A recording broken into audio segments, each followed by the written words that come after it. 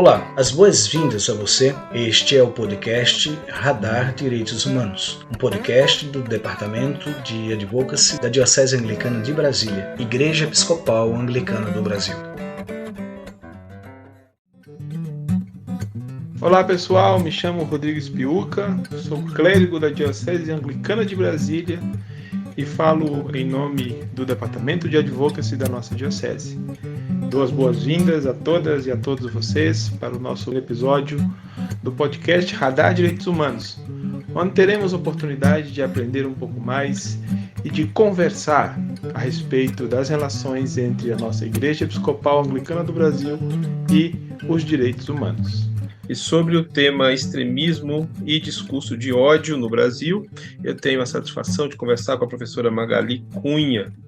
A Magali é doutora em Ciências da Comunicação, ela é pesquisadora em Mídias, Religião e Política do Instituto de Estudos da Religião, o ISER. E ela é também editora-geral do coletivo Bereia, Informação e Checagem de Notícias em Ambientes Digitais Religiosos. A Magali foi nomeada pelo ministro de Direitos Humanos e Cidadania, Silvio de Almeida, para compor o grupo de trabalho do Ministério para a apresentação de estratégias de enfrentamento do discurso de ódio e do extremismo, e para a proposição de políticas públicas em direitos humanos sobre o tema. O relatório do grupo foi entregue em 3 de julho de 2023. Magali, é uma alegria ter a senhora conosco aqui no Radar Direitos Humanos. Seja bem-vinda. Obrigada, é um prazer, é uma alegria estar aqui com vocês e colaborar com esse espaço importante, né, de reflexão, especialmente sobre esse tema, que é tão urgente para nós. Exato, tema importantíssimo e contemporâneo. Magali, vamos começar, então, em primeiro lugar, nós temos visto um crescimento nos episódios de discurso de ódio provenientes de contextos religiosos cristãos conservadores. É possível apontar as fontes ou as origens teológicas desse tipo de comportamento? Então, essa pergunta é muito significativa, porque a gente precisa começar dizendo que ódio e extremismo é uma coisa muito humana. O ódio é um sentimento humano que leva a atitudes muitas vezes extremas, né? Então, extremismo e ódio eles estão conectados, mas é muito humano, é algo muito humano, não é uma novidade. Chama a atenção no Brasil porque nós estamos vendo uma intensificação durante os últimos anos, em especial por conta até de aparelhamentos do Estado brasileiro, né, que vieram a provocar essa intensificação. Mas é muito humano. E quando a gente fala de religião e de teologia, e nós que somos cristãos, estamos aqui num espaço que é cristão, eu falei isso na minha apresentação aí, no que foi dito, mas eu sou metodista, sou membro da Igreja Metodista, então sou uma mulher leiga evangélica, que também tem uma relação muito intensa com a religião, especialmente com a religião cristã, e quem é cristão vai identificar que na teologia cristã, na teologia bíblica, nós temos essa dimensão do ódio muito refletida ali na própria narrativa da criação do ser humano, né? Então, o ser humano, em virtude do pecado, tem uma experiência de ódio expressa ali de irmão matando irmão, que é a história narrada em Gênesis de Caim e Abel, né? Então, esse extremo de se tirar a vida de alguém por ter um ódio provocado, um sentimento de ódio que leva a uma ação, inclusive de tirar a vida do outro, já está narrada ali nos escritos bíblicos como algo inerente ao ser humano, né? Então, tá com o ser humano, né? Vem com o ser humano. Isto significa que isso precisa ser trabalhado pelos seres humanos, e especialmente por aqueles que têm uma relação com Deus, que é o Deus da paz, o Deus que não quer esse ódio, né? O Deus que quer harmonia, que cria o ser para viver em harmonia entre os seres humanos e com a natureza, né? A narrativa, voltando ao Gênesis, da criação, do Jardim do Éden, né? Era para ser uma coisa harmônica, é a proposta de Deus, mas as coisas se dão em virtude desse rompimento com a relação com Deus, do pecado. Então, a gente tem uma teologia, uma leitura teológica que pode ser feita de reconhecimento dessa inerência, né, do ódio no ser humano. Ocorre que nós vamos ver, ao longo da história da humanidade, da própria história da religião cristã, a religião sendo usada para justificar o ódio, né? A religião sendo usada para alimentar o ódio, a religião sendo usada para fundamentar atitudes extremas de tirar a vida do outro em nome de Deus, em nome da religião. E é exatamente essa perspectiva que acompanhou a humanidade durante tantos e tantos séculos que chega agora atualizada no nosso país, no Brasil, com teologias, com perspectivas de grupos cristãos, também não só cristãos não, outros grupos que não são cristãos, de outras perspectivas religiosas, que vão sustentar essa perspectiva de ódio, que é o quê? Né? É a descaracterização do outro que é diferente de mim, né? Esse outro sendo descaracterizado, sendo desumanizado e sendo retirado deste outro direito de viver em paz e direito até de viver, né?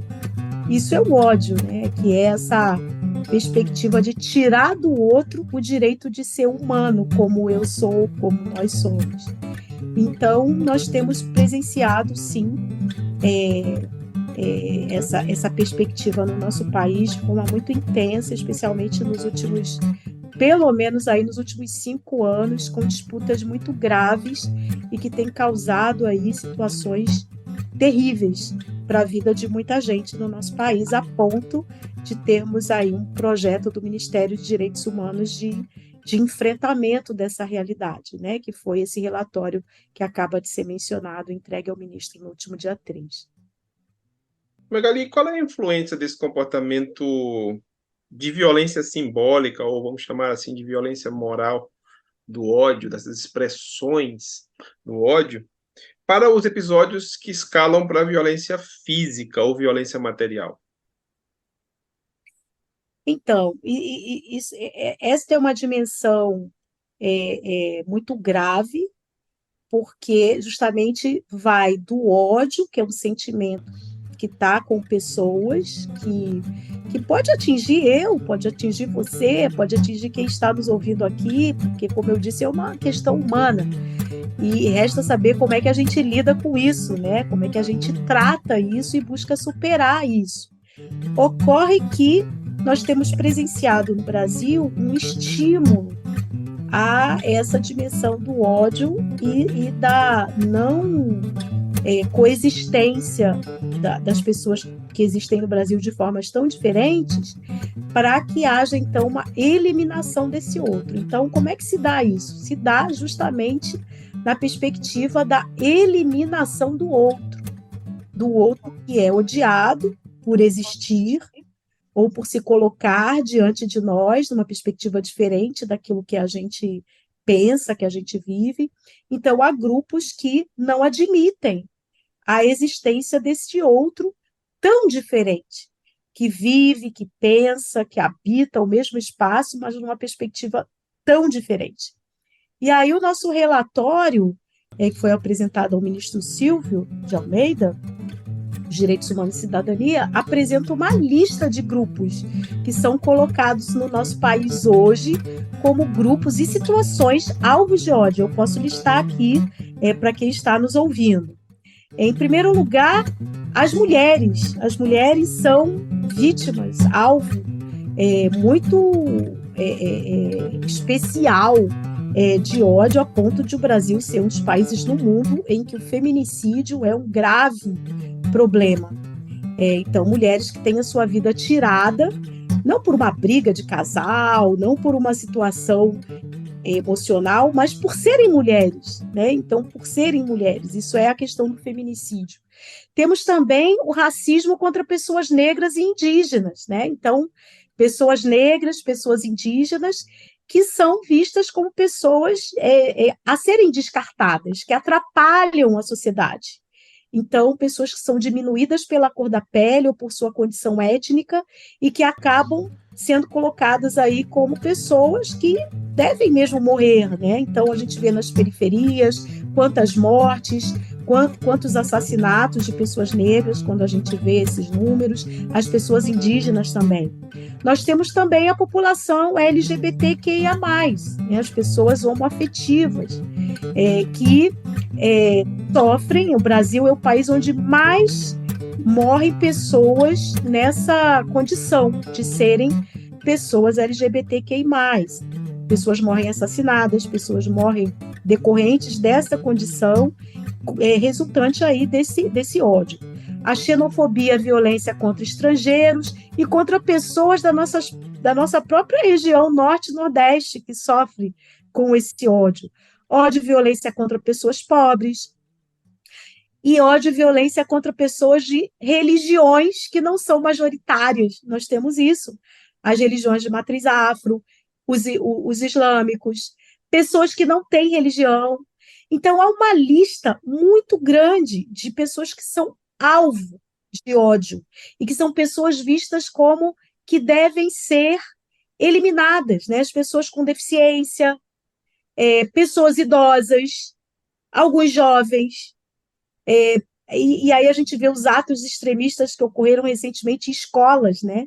Então a gente vê aí a articulação, escola, jovem, geralmente escolas públicas, de pessoas pobres que estudam nessas escolas, vítimas, na maioria, mulheres. Aí a gente vai vendo a agregação dessa lista que eu fiz em certas situações da nossa realidade brasileira. Então, as consequências são terríveis, terríveis. E muita gente acaba recebendo informações sobre esses casos de forma banal, as situações que são banalizadas. E muita gente acaba ficando insensível a essa realidade das consequências do ódio e que vem numa escalada muito intensa nos últimos anos no nosso país. E seria possível identificar as razões, e aqui eu coloco a palavra escolha, né? As razões de escolha desses alvos? É possível identificar os motivos ou os... Vamos colocar razões mesmo, assim. Por que essas pessoas? É possível identificar? Sim, a matriz dessa situação é uma intolerância muito grande. O que é intolerância? É a falta de capacidade de conviver com quem é diferente. Isso é intolerância. É o rechaço à diferença, né? Então, o que nós temos aí nessas situações? É uma base, que é a intolerância, a incapacidade que certas pessoas têm, daí o racismo, daí toda forma de discriminação, a misoginia, e essas situações que nós listamos aqui, a xenofobia, né, que é a incapacidade de entender que as outras pessoas existem e têm direito de ser e de existir, tanto como qualquer outra pessoa. Então, a incapacidade de compreender e conviver com o diferente. Essa é uma razão. Esse é o motivo básico. Com este motivo, se constrói outras posturas. E aí vem a dimensão ideológica. Ideológica, que são bases também políticas, doutrinas, ideias, que pegam a intolerância e transformam em elementos que dão sentido à vida coletiva e à vida política de uma determinada sociedade. Com isso nascem ideologias como, por exemplo, o nazismo, que nós conhecemos bem essa história, quem estuda história conhece bem o que aconteceu com a Alemanha, o nazismo que nasce lá, e esse nazismo vem sendo reinventado. Quem pensou que acabou com a Segunda Guerra Mundial, com a morte de Hitler, com a prisão e julgamento de nazistas, não. Aquela ideologia, ela se reconstrói, se ressignifica, e no Brasil nós temos células, polos do que se chama neonazismo. O estado de Santa Catarina, por exemplo, é um dos estados onde se localiza o maior número de grupos neonazistas. E isso há estudos, há dados científicos que mostram isso, mas não só em Santa Catarina. Eu cito Santa Catarina, onde há maior concentração. Então, nós temos aí o neonazismo, Por exemplo, nós temos o chamado neofascismo, que são as atitudes políticas de negação de todo aquele princípio político ou postura política que não concorda com o que se coloca em certas plataformas políticas, de negação de direitos, de diminuição de pessoas. Então, há uma série de situações que ganham um caráter político por conta de certas doutrinas e ideologias que trabalham em cima da intolerância. E o Brasil tem vivido essas experiências nos últimos tempos. Há ainda uma situação grave, que é o recrutamento, especialmente de jovens, para grupos dessas ideologias, dessas doutrinas, por plataformas na internet, especialmente numa área aí que tem muita juventude presente, que é a área de jogos eletrônicos. Há plataformas, há estudos que mostram aí plataformas, grupos que se formam e se recrutam jovens que têm certas frustrações, que têm a intolerância dentro de si por conta de problemas de convivência, seja dentro de casa, seja dentro com outras pessoas, e esses jovens se tornam vulneráveis ao recrutamento que esses grupos aí que eu mencionei, dessa linha mais ideológica, dessa linha mais política, fazem para promover atos extremos como estes que nós temos observado mais recentemente, do crescimento dessa onda de ataques em escolas, por exemplo. Mas não só, nós tivemos um grande ato extremo, que foi o 8 de janeiro em Brasília, para se impedir que o governo que foi eleito no ano passado pudesse prosseguir depois de tomar posse, para se tomar o poder e devolver o poder ao governo que estava anteriormente no Brasil.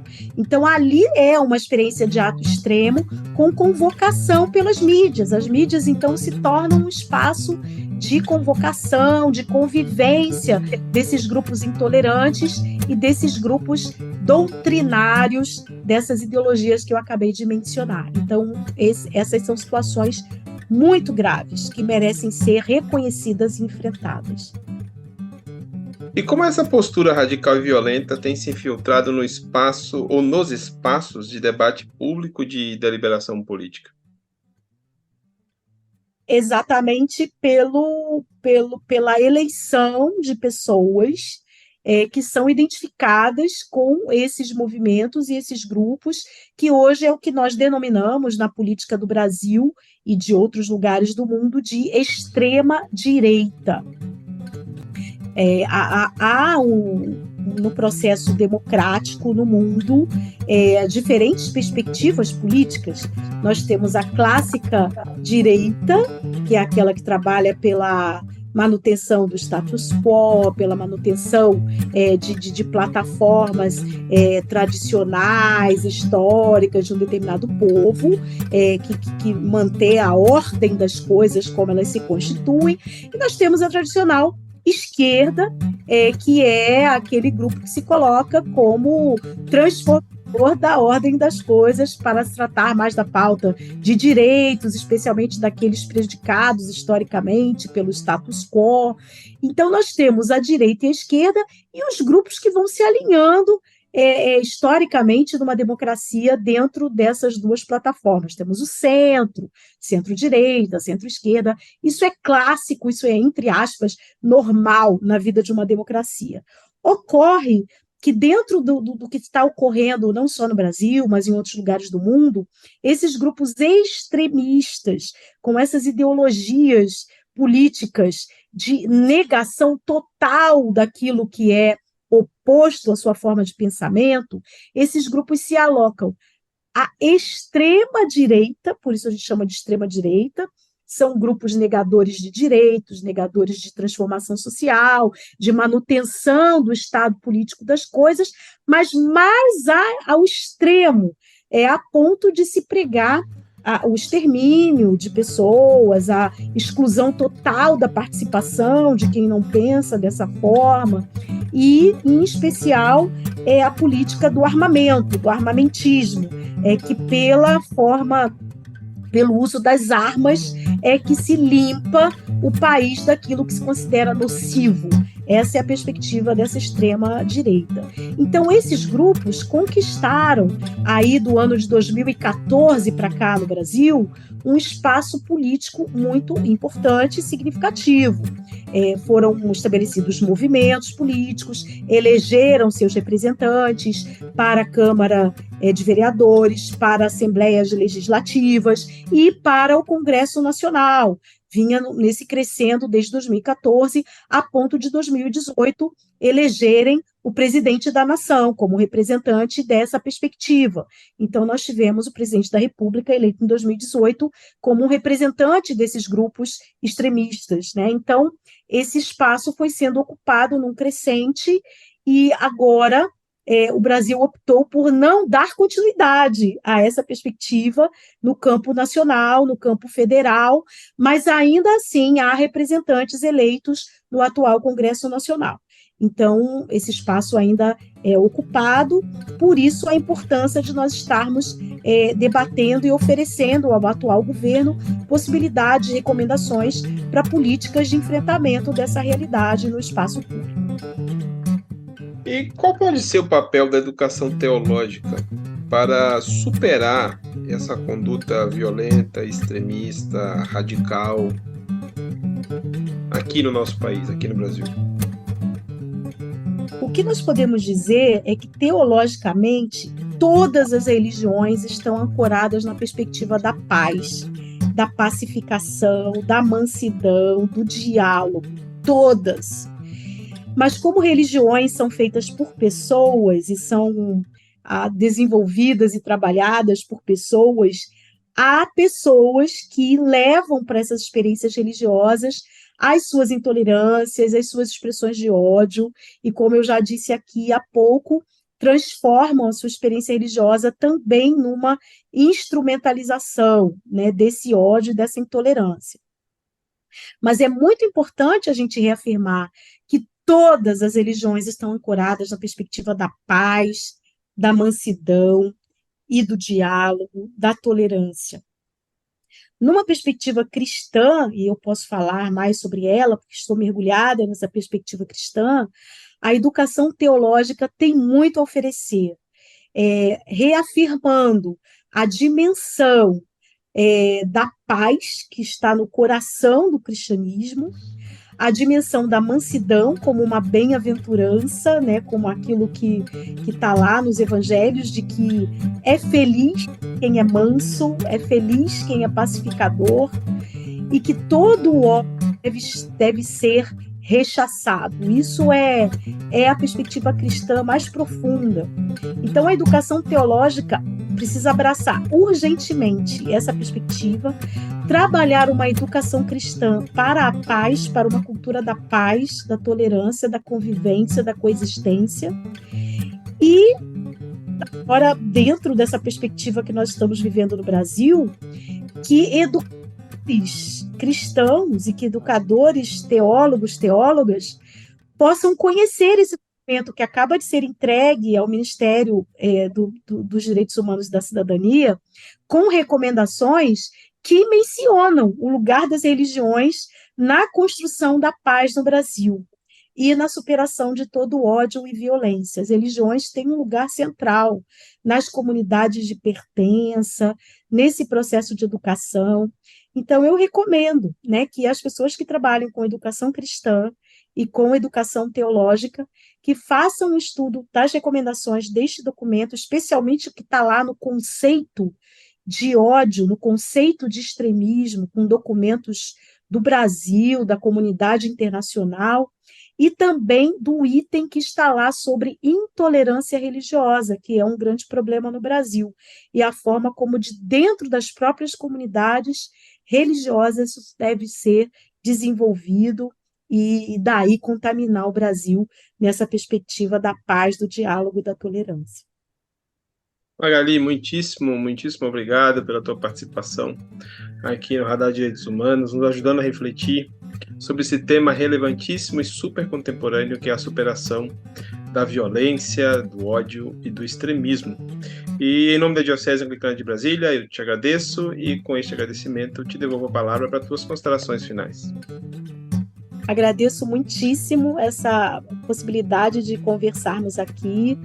Meus cumprimentos muito especiais a todas as pessoas que nos ouvem, à liderança da Diocese Anglicana de Brasília, a todas as pessoas que estão aí, com certeza, nessa grande rede, né, de reconstrução do nosso país, nessa perspectiva da paz, do diálogo, e que venham novos tempos, né, em que a gente não precise mais falar sobre esses assuntos, né, que a gente fale sobre elementos mais construtivos, elementos mais esperançosos, e que a nossa esperança seja essa, né, de um novo Brasil, que ele é possível, e que Deus nos abençoe nessa perspectiva. Vamos juntas na busca de uma sociedade que seja de fato segura para todas as pessoas. Eu conversei com Magali Cunha sobre o enfrentamento do discurso do ódio e do extremismo no Brasil. Desejo a vocês que nos ouvem que fiquem em paz, que fiquem seguras, e até um próximo episódio. E é isso por hoje, pessoal. Fiquemos na paz e até a semana que vem. Este foi o podcast Radar Direitos Humanos, da Diocese Anglicana de Brasília, Igreja Episcopal Anglicana do Brasil. Produção e apresentação, Reverendo Rodrigo Spiuca. Edição do Reverendo Isaías Torquato e direção-geral do Bispo Maurício Andrade. Se você quiser entrar em contato conosco, você pode nos encontrar pelas mídias sociais, no Spotify, no Google Podcast e no agregador de podcast de sua preferência, e pela hashtag Radar Direitos Humanos. Até o nosso próximo encontro.